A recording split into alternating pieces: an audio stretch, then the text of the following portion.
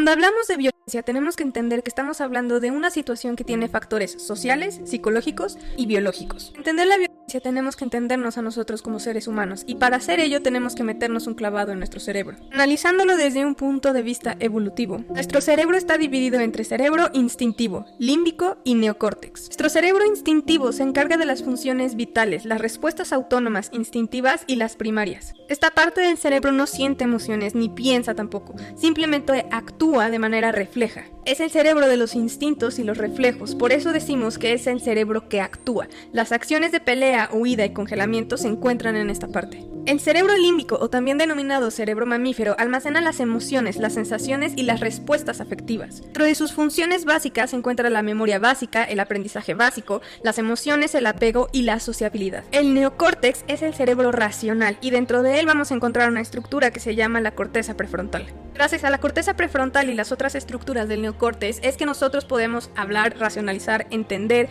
los conceptos abstractos e incluso hacer la diferencia entre lo que es el bien y lo que es el mal.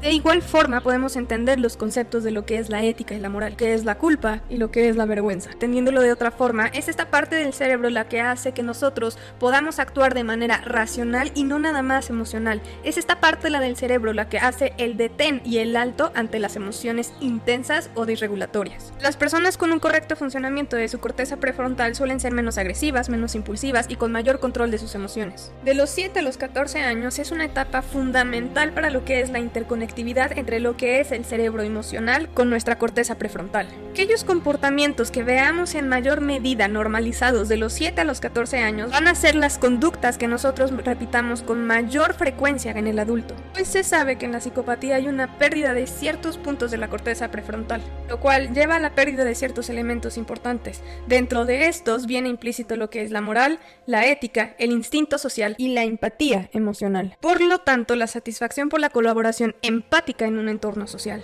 lo cual únicamente los lleva a tener sensaciones y emociones de enojo, envidia, odio y deseo, porque son impulsados por lo que es el neurotransmisor de la dopamina. Los psicópatas se rigen únicamente por el deseo. El deseo es dopamina al 100% y la dopamina dura no más de 8 segundos en el cerebro. Es este neurotransmisor por el cual nosotros también podemos sentir placer. El tema es que en su corteza prefrontal aún saben la diferencia entre lo que es el bien o el mal, pero a falta de sentido moral y ético, en estos individuos no se despierta el sentido empático ante el dolor y la emoción ajena. Lo que sí sienten es el placer a través del sufrimiento, el dolor ajeno, el abuso y la violencia.